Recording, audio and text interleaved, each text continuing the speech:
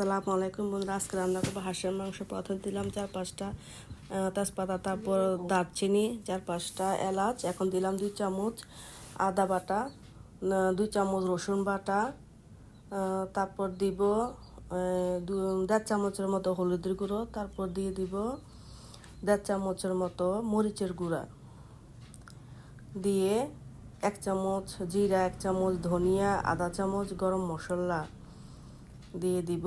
তারপর 4-5টা মাঝারি আকারের পেঁয়াজ দিব।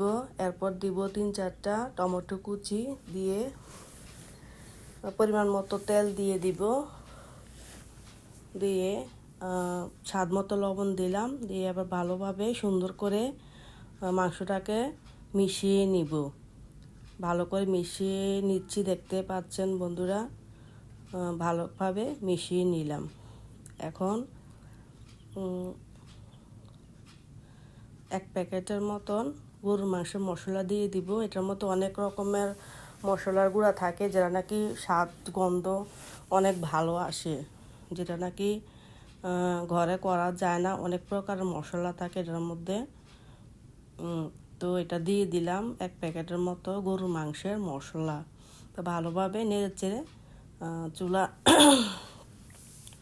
বসিয়ে দিলাম ঢাকনা দিয়ে। আপনারা দেখতে পাচ্ছেন, এবার নেড়ে চেড়ে দিলাম, সুন্দরভাবে নেড়ে চেড়ে নিচ্ছি। মাংসটা ভালোভাবে কষিয়ে নিব যতক্ষণ না পর্যন্ত তেল ছেড়ে আসবে মাংস থেকে। তেল ছেড়ে আসা পর্যন্ত মাংসটাকে ভালোভাবে কষিয়ে নিব। কষিয়ে ঢাকনা দিয়ে দিলাম। এই বন্ধুরা দেখতে পাচ্ছেন, এবার তেলটা ভালোভাবে ছেড়ে এসেছে। এখন কিছু আলু দিয়ে দিব, 4-5টা কাঁচামরিচ দিয়ে দিব, দিয়ে আবার ভালোভাবে নেড়ে চেড়ে কষাতে থাকবো। নেড়ে চেড়ে কষাতে থাকবো সুন্দরভাবে কষিয়ে। ভালোভাবে যত কষাবেন তত মাংসর স্বাদ ভালো আসবে। তারপর আবার ঢাকনা দিয়ে কিছুক্ষণ আবার নেড়ে চেড়ে কষিয়ে নিব। এই যে বন্ধুরা দেখতে পাচ্ছেন, আপনারা ভালোভাবে কষিয়ে নিব সুন্দর করে। এখন মাংসটার মধ্যে গরম পানিটা গরম করে দিবেন, তাহলে মাংসটা ভালোভাবে সিদ্ধ হবে। পরিমাণ মতো পানি দিয়ে দিলাম মাংসটা সিদ্ধ করার জন্য। ভালোভাবে মাংসটা সিদ্ধ না হলে মাংসের টেস্ট ভালো আসবে না। ডিমওয়ালা হাঁস, ডিমটাও উপর দিয়ে দিলাম। কিছু ডিম ছিল প্যাটের মধ্যে, ওইটা দিয়ে দিলাম 1 পাশ করে। তো নামানোর আগে 4-5টা আস্ত টমেটো দিয়ে দিলাম। আমার মা বলছে কিছু টমেটো আস্ত দেওয়ার জন্য, মেখে খেতে খুব স্বাদ লাগে।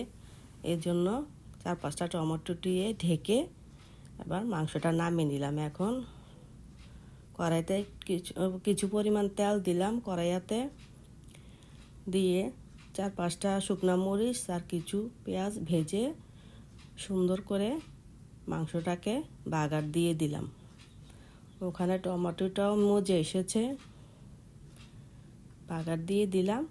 বাস, রান্না হয়ে গেল আমাদের সুস্বাদু হাঁসের মাংস। এভাবে খেয়ে দেখবেন, খুব ভালো লাগবে।